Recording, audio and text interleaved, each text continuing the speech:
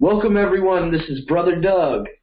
I'm here today just kind of doing a tutorial of sorts for people that are new and are coming out of Babylon, spiritual Babylon, the spiritual matrix, and that are coming out of the Christian churches, that are coming out of Judaism, Islam, and have accepted Yahusha and Yahuwah Almighty and are curious into what scriptures should they be reading, like what translation they should be reading, what tools are out there to help them with their studying, with concordances and all that. So this is going to be a little tutorial. So let's get started here.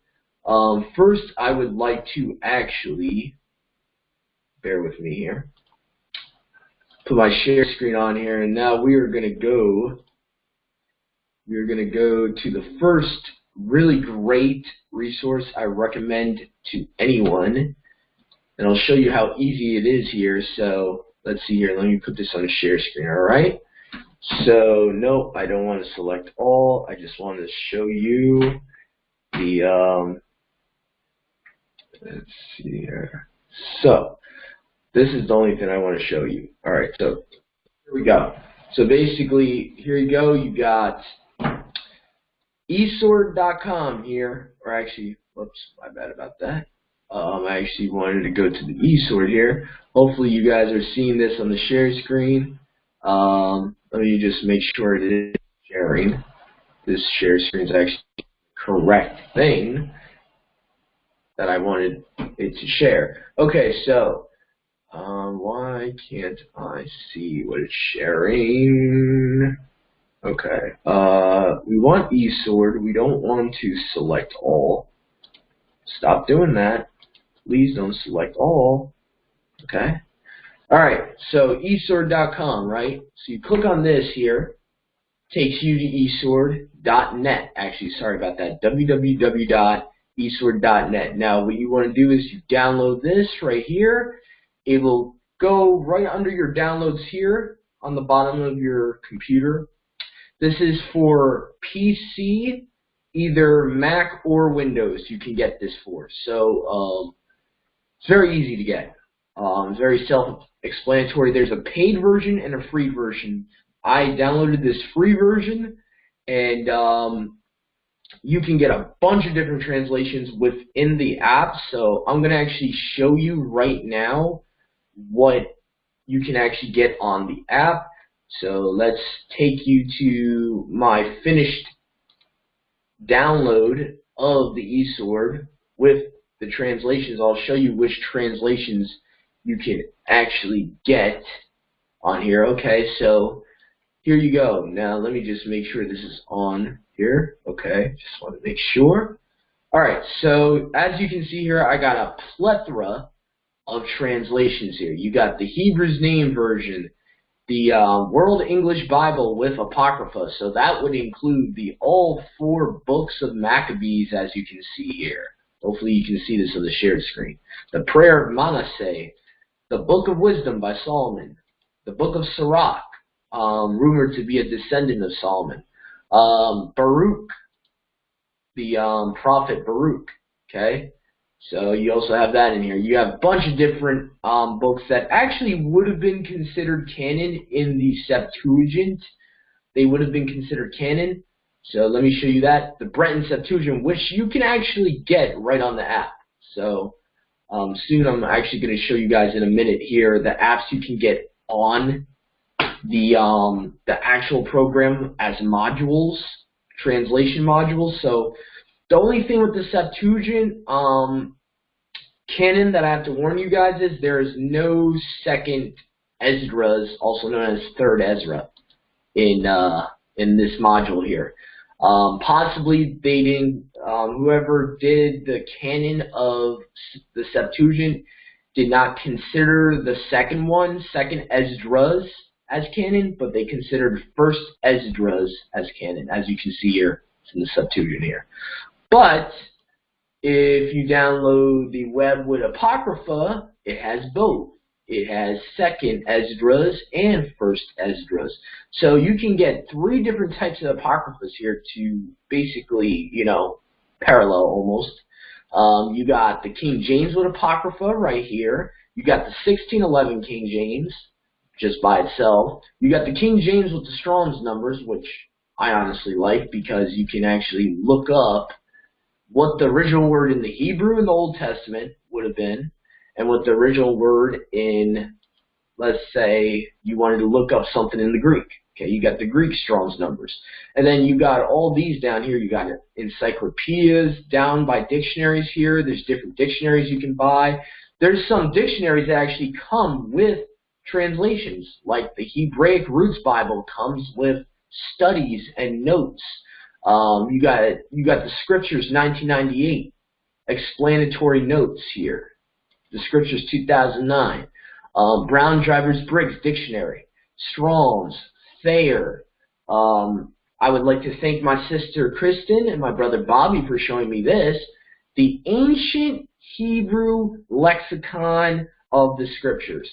Very, very handy, all right?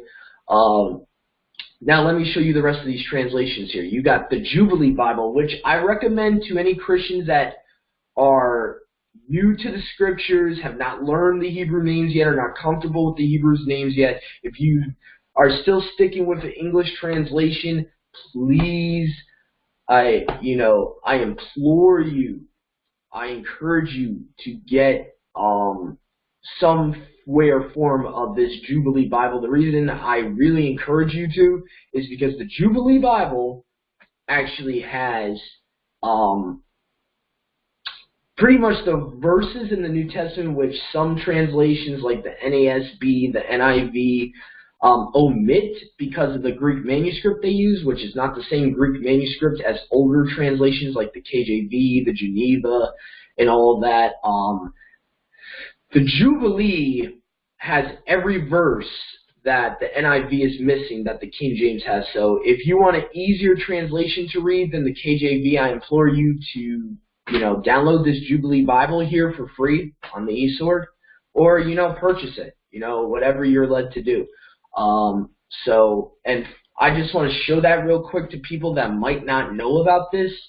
So let me just stop the share screen here. Let me open another window here. I want to open a window here and I'm going to take you to a meme someone shared with me the other day. It shows all the verses that certain translations omit, unfortunately. So I just want to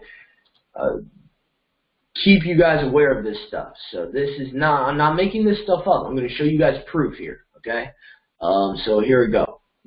It's back on share screen. So now I'm going to be sharing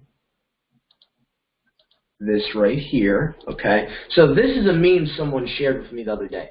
Now you see Matthew 17:21, Matthew 18:11, Matthew 23 verse 14, Mark 7 verse 16, Mark 9 verses 44 and 46, Mark 11:26, Mark 15:28, Luke 17 verse 36, Luke 23 verse 17, John chapter 5 verse 4, Acts chapter 8 verse 37, Acts 15 verse 34, Acts 24 verse 7, Acts 28 verse 29, Acts chapter 28 verse 29, sorry about that, I misspoke there, Romans chapter 16 verse 24. All these verses have been omitted out of the NIV, what's it called, the New International Version, okay, the New American Standard Bible, okay, so it's known as the NASB or the NASB, pretty much the same thing, the NCV, whatever that is, NRSV, and the Revised Standard Version. So these 4 translations for sure do not have any of these verses of the above that I've shown you right down here on this table here, on this tablet here. So you got all these verses are omitted from those 4 translations. The KJV has all those verses in the Greek manuscript they use is known as the Textus Receptus. So anyone that doesn't know about that, a little history lesson here. You have the Textus Receptus, you have the Codex Sinaiticus, and you have the Codex Vaticanus. Now, the Codex Sinaiticus has been rumored to be the manuscript that the NIV and those other translations use, hence why they don't have those verses, because it's rumored that the Codex Sinaiticus does not have those verses at all in it, like completely omitted from that manuscript, unfortunately, which is why I trust in the Textus Receptus, okay, which is known in Christianity as the majority text of the Greek New Testament, okay. Another thing to be very careful of, those are not the only translations that mess up. I have found testing on my own a lot of other translations, so I'm not telling you not to read those translations at all, but definitely don't make those your main trusted translation, any of those like your #1 translation. That's all I'm going to tell you. But there's other older translations you can download on the eSword, the 1534 Tyndale, the Geneva Bible, which obviously the older ones have the Textus Receptus. They would have, you know, all that stuff in here. So now, I have not tested for myself the Orthodox Jewish Bible. The reason I do like this is because there's cross-references. Now, the language is a little bit hard for people that are fresh out of Christianity, but I'll show you why I really like the Orthodox Jewish Bible real quick here. Okay, and she shall bear Ben, which is the Hebrew name for son, and you will call his Shmo, or it should actually be Shem, his name, Zechariah 6:12. Okay, so it gives you the prophesied name of Yahusha, and it tells the reader to go to Zechariah 6:11 and 12 to get the true name of the Messiah. So you can actually use this as a witnessing tool, my brothers and sisters in Yahusha, to Christians that don't know the proper name of Yahusha and are deceived into using the J name, the JC name. So it's a very great resource. And the next one of my favorite translations or manuscripts is the Aramaic New Testament. I love this one. It's known as the original Aramaic New Testament in plain English with Psalms and Proverbs. This is actually on a partner website, which I'm going to show you shortly, but definitely get this. And I'm going to show you the partner website for the eSword where you can get more translations, okay? So now you got the NHEB. Unfortunately, the NHEB doesn't have those verses I just showed you. Unfortunately, they most likely use the Codex Sinaiticus, but the upside with the NHEB of the Old Testament is that it actually has Yahuwah's name in the Tetragrammaton a lot of times, and puts his name back where most English Christian translations would have the Lord God, you know. So that I'll give the NHEB, the New Heart English Bible, some credit. The Net translation is decent. Like I said before, unfortunately, they're one of those modern translations, another modern translation that omits all those verses from the New Testament that I just showed you, so just be careful about that. Now, as far as I know, the Coverdale, this is a much older translation, 1535. It's very similar to the William Tyndale Bible and would have those verses from the book of Acts and Matthew and all them from that chart I showed you.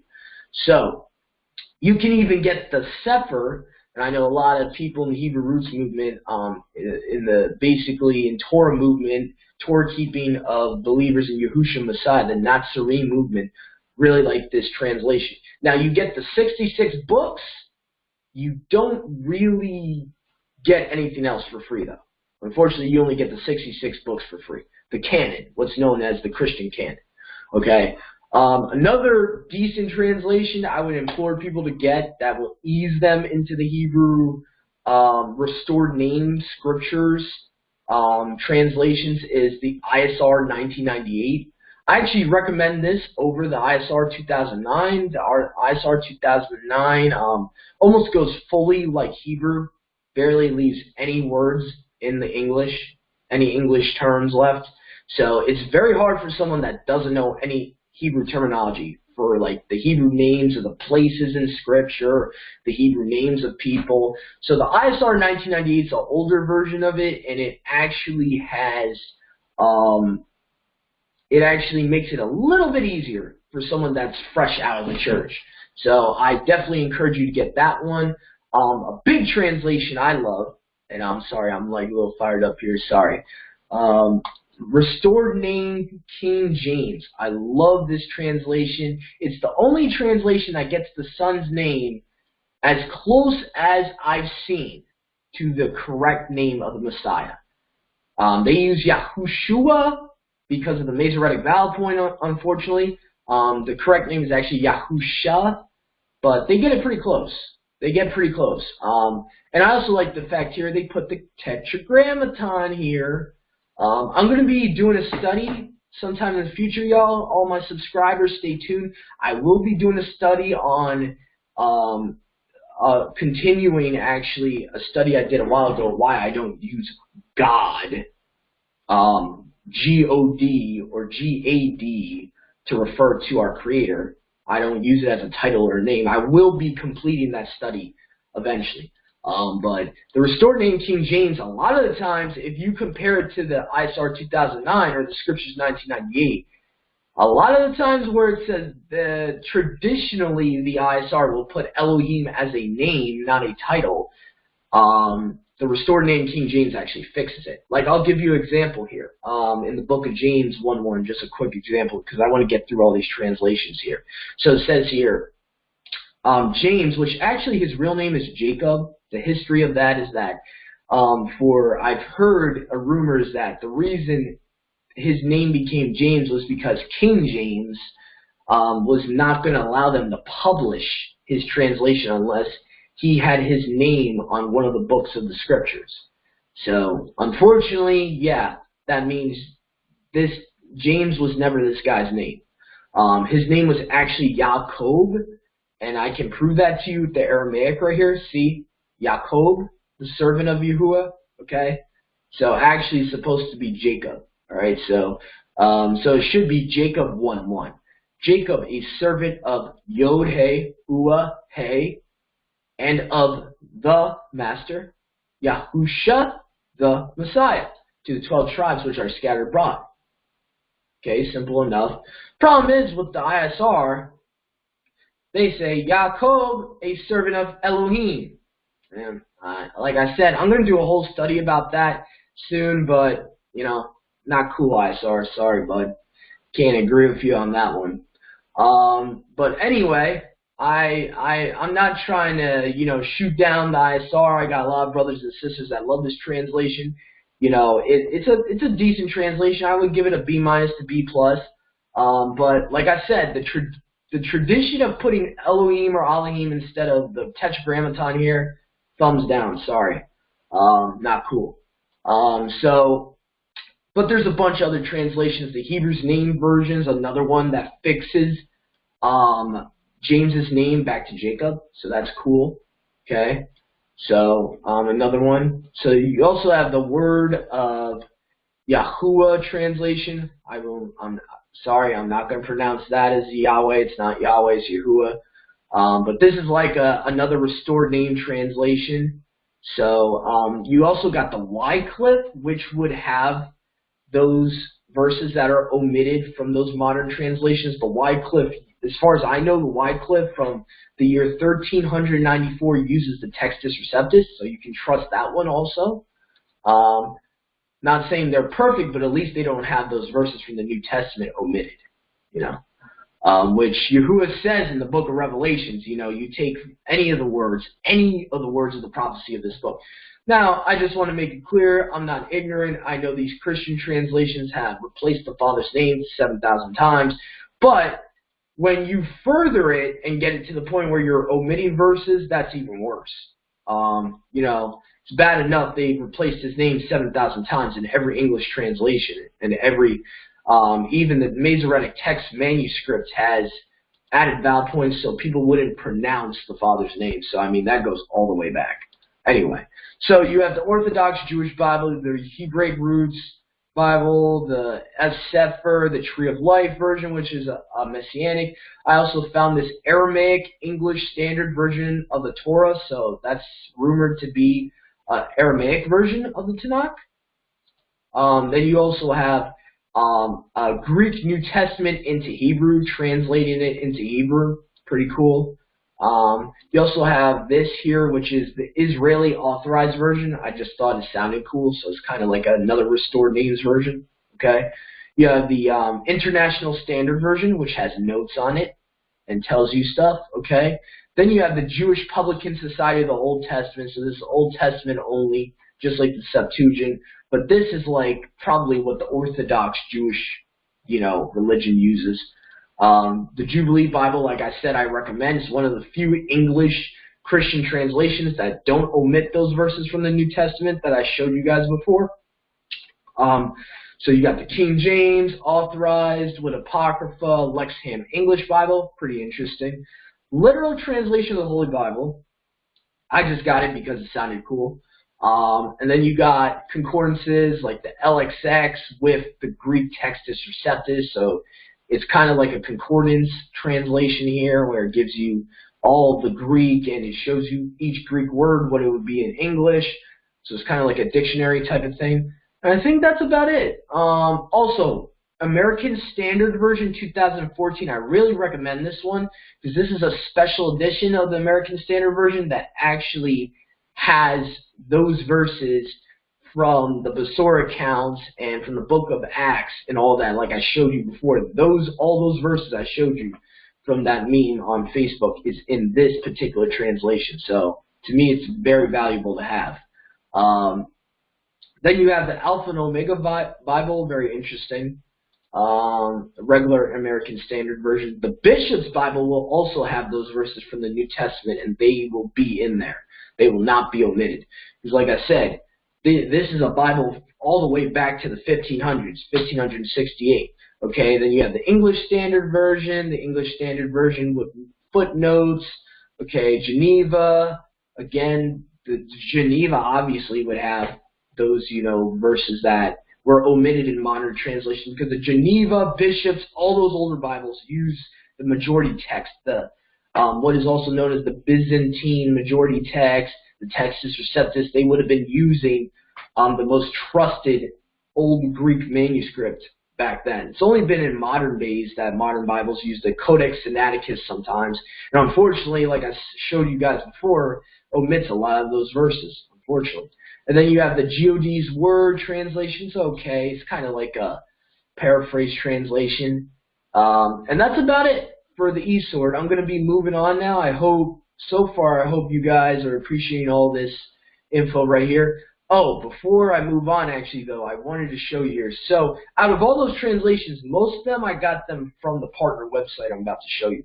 Now, right here, as you can see, this is where you would download the modules from. The only thing that sucks about eSword is you have to purchase a lot of these from, you actually have to pay money for these translations down here. But these are the free ones. Young's Literal Translation and all that. You got, the WEB you could get from this site. So it's very limited, as you can see, what you can get from the actual program. But I'm going to show you here. There's a partner website that's great that actually gives you a lot more modules here. So let me go to BibleSupport.com. That's what it's called, BibleSupport.com. Okay. And as you can see here, you got, basically you have a partner website here. Now what you do is you type in the search bar, just type on the search bar, okay? You type for whatever translation you want to find. As you can see here, you got all these different translations. You can get the Restored Name King James from this site, the ISR 1998, the Hebraic Roots Bible, all these extra translations like the American Standard Version 2014, you can literally search for it, download it, and once it downloads, like under, basically near the bottom of your computer where it shows the downloads, you click on it. You want to left click on it, on the arrow where the download package is, and then you just open it. and it opens the package. It installs it automatically after you open it. Now what you'll have to do is you'll have to restart eSword. You'll have to re-click it on your desktop very simply, like very easily. So you know, once it basically downloads, you just re-click on it, you reopen eSword, and then you have the translation you just downloaded. So now that I'm done with showing you that, now we're going to go to another website I really love, BibleDiscovery.com. Okay, so it's Bible with that middle dash there, discovery.com. Now, what's great about this, you can get it for the Android iOS device, Apple iOS device, for the Mac computer, and for Windows. So basically all platforms. You can probably get it for tablets too and iPads. Okay. It shows you right here. It gives you a section here, right here, to download the Mac version, okay, Android version, purchase modules, iPhone, iPad version, okay, like I said. And the best thing about it is it has so many different translations that it has a lot less for free than the eSword, but I'll show you here. It has some decent translations too. So I just want to show you guys something here. So we're gonna go screen share here real quick, and I want to show you guys on the Bible Discovery the translations I have, which are very similar.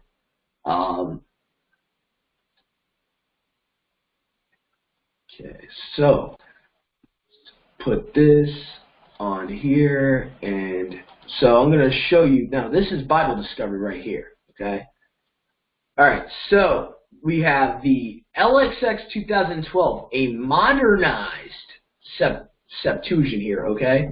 You have the 1599 Geneva, Hebrews Name Version, the JPS Old Testament, like I showed you on the eSword, KJV, Lexham English Bible, Net Free, Restored Name King James, again one of my favorites, the ISR 1998, which is so hard to find unless you have the eSword or you have this program, Bible Discovery. It's extremely hard to find nowadays because the ISR updated all their modules on most of these Bible apps to 2009 only. So anyway, you have the Tyndale here, and unfortunately the Tyndale here, I believe it's a New Testament only, but still comes in handy. I think it's actually very limited, this Tyndale. I think it might be only the Gospel, or only the Besorah accounts. So anyway, but then you have the World English Bible here, and I think that's about it. So anyway, oh, also modernized American King James and American Standard Version. I'm not too sure if these have the verses that I talked about that were omitted from the NIV and the other translations. I'm not too sure if this is the 2014 I just showed you guys, so I would have to check that. So, yeah, I really can't tell you about that. But I do like this Bible Discovery app sometimes better than the eSword because obviously you can see the print is in bold. It's actually easier for you to read when you're doing a study. But it doesn't really come, I mean, you can also download dictionaries here, commentaries, ebooks, cross-references. You can check cross-references, translate. It's a pretty decent tool. I really like it. I like the look of it. It's kind of like a compass. It's like basically a scriptures with the compass in the middle of it. So, you know, how it says, Yahuwah set the compass on the face of the deep when he created the earth. So that's pretty cool to me anyway. Another great resource that is you don't even have to download, you can just use on the computer, you know, whenever you want, is blueletterbible.org. Let me just make sure this is actually showing this. Okay. Yeah, let me just go to, here we go. So blueletterbible.org here, as you can see, has it here. And you can see here that you can just literally search any verse, any word you want to look up in a concordance. It's great for really searching and digging deep into the scriptures because a lot of the times these English translators are not being honest with the text, and even when the Greek has translated it correctly, the English hasn't. So from the Greek manuscripts, sometimes when they translate it into English, it's a mistranslation. Like, I'll give you an example. Church was mistranslated from English from the original Greek. The original Greek was ecclesia, which in English would have been congregation, which in the Tyndale actually says congregation, not church. Never says church in the Tyndale Bible ever when it's talking about the assembly of Yahuwah, assembly of Yahusha, the body of Messiah. Never is it calling the body of Messiah church or circ. Circ actually is a pagan word, but I don't have time to get into that. Circ, you can search it for yourself in the Encyclopedia Britannica. It goes all the way back to this goddess, this pagan deity. Okay, so unfortunately our scriptures have even words that weren't there originally. So that's why we have to dig deeper. It's like finding treasure. You know, Yahuwah wants us to dive deeper for his word, to know him more. And using concordances and dictionaries and lexicons is a great way to do it. So anyway, now I want to go and show you all some other cool apps on Google Play. Now, I won't be able to do a full-on actual literal steps to use these apps, obviously, because they're on the phone.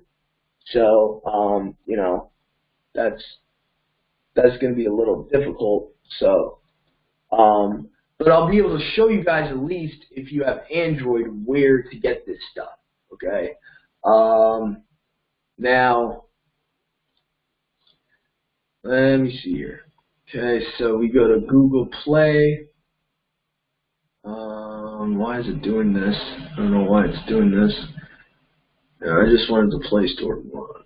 All right, there we go. All right, so you go to the Google Play Store, as you can see here. You type in, I'm going to show you a couple of apps here. You type in the YouVersion Bible app, okay? This is another great one. YouVersion is a great Bible app. I would recommend it for anyone that really would, you know, wants to dive deep into the scriptures, as the King James with the full Apocrypha, offline, tons of offline translations. Like most of the ones I just stated before are on this app, so definitely download this. If you have Android, download this. This, I believe, is available in iTunes for iOS devices and stuff like that. Now, if you have Windows, I'm going to show you real quick, because I think this is pretty cool. If you have Windows, you can go to the actual Windows Store app on your computer and type in YouVersion Bible app for PC.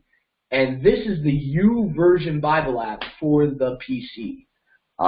So what I'm showing you right now is the literal Bible. This is the YouVersion, just like for the Android or for the iOS device, but on a Windows computer screen, okay? And I use this a lot when we do our studies on Sabbath studies.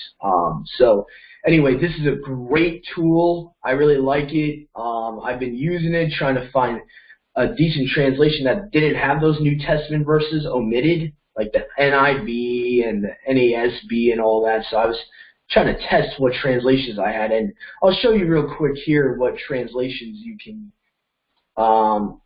get here. So let me just show you here. You got the Amplified Bible, you got the Contemporary English, the ESV. Some of these I've never even heard of in my lifetime. the Free Bible Version, whatever that one is.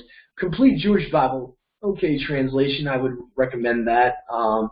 There's some verses I definitely disagree with, but it's okay Bible. Message, no, I would not recommend that. Jubilee Bible, like I said before, great. A lot of different translations here, though. Like I said, King James with Apocrypha and all of that.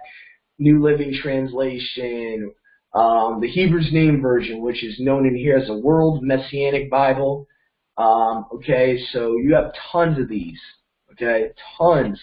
And I think this does have the ISR 2009 in this translation. Also has the Passion Translation. I think that might be New Testament only. I'm not too sure. Tree of Life Version, and so on and so forth. As you can see here, the Orthodox Jewish Bible right there. All right, so tons of translations here. Anyway, so we're going to move on here, and let's see here. I would like to show you some other cool stuff too. All right, so let's see here. Now let's move on to Bible Gateway app for the Android, which I believe also is in the iTunes store. So you can get this for Mac devices also. Also, Bible Gateway has a website which you can search for yourself. I don't think there's no need for me to do that on this tutorial. You can literally just type it on the search bar, BibleGateway.com. You know, you can use that. But this is an actual app for the Android. If you have the Android, really easy to use. Has a lot of the same translations as the YouVersion. And what I like about the Bible Gateway and YouVersion, really, the reason I really like them is you don't need Wi-Fi. Once you download them off of your data of your phone, you can use it offline wherever you are. You don't even need a data connection. You know, you'll have basically permanent free versions of Scripture. It's a great tool, Bible Gateway. So anyway, so let's move on here. I'm trying to think of any other ones here. I'm trying to think of any other ones. Oh, I almost forgot one of the most important ones, actually. I think I'm going to end this tutorial with this one right here. Oh, no, actually, I got one more after this one. Sorry. My Sword Bible app. One of my favorites. It has both versions of the Septuagint. It has the Bretons, which was translated in 1864, I believe, the original English Septuagint. Then it has the LXX 2012, which I've shown you earlier, restored name King James, ISR 2009, Tyndale, Bishop's Bible, Wycliffe, Geneva. This app is probably the best one you can get for Android. Unfortunately, this is for Android only. You cannot get this unless you have an Android, unfortunately. Sorry, all my brothers and sisters that have Macs and have iOS devices. Hopefully they eventually make this for the iOS. Hopefully eventually they make a version for it. But you can also get the eSword, that program I showed you earlier. The eSword is also for iPhone and for iOS devices, like I said before. So the My Sword and the eSword are very similar. But there's one more app I would like to show y'all. It's known as Bible Hub Pro. And the reason I really like this one is it actually has its own section. As you can see here, it has its own section for the Apocrypha on it, right here. This is what it would look like on your Android. Now, I believe Apple devices, it should be compatible with Apple devices, so check the iTunes store for yourselves, guys. But as soon as you download it, you just want to go, and the only thing about this is you need a data connection. You're going to need Wi-Fi or a data connection to use this app. That's the only setback. But I like it because this app, out of all the ones I just showed you for the Android, this is probably the only one that has the Aramaic New Testament in plain English, which is a great resource to test against the Greek New Testament. So anyway, I just thought I would share that with you guys. Hopefully y'all really enjoyed this tutorial here, and I hope y'all have a great rest of your day. This video is also for those possibly that have not accepted Yahusha before, and maybe this was a way Yahuwah and Yahusha were using me to witness and be a salt and light to y'all. I would pray that you would accept Yahusha Messiah as your personal Savior. If you do not have done it today, you allow Him to renew your mind and allow Him to make you a new creation, as it says in 2 Corinthians chapter 5, verse 17. You know, that's what I truly hope for, that Yahuwah is using me to reach out to the lost. But I just want to thank y'all for joining me today. Hopefully this tutorial helped y'all out. These are the study tools that I use, and me and my brothers and sisters in Yahuwah Almighty and Yahusha Messiah use to go deeper into Yahuwah's pure word, you know, try to find the purest form of His word, you know. So thank you for joining me. Shalom. Have a great rest of your day. Bye-bye.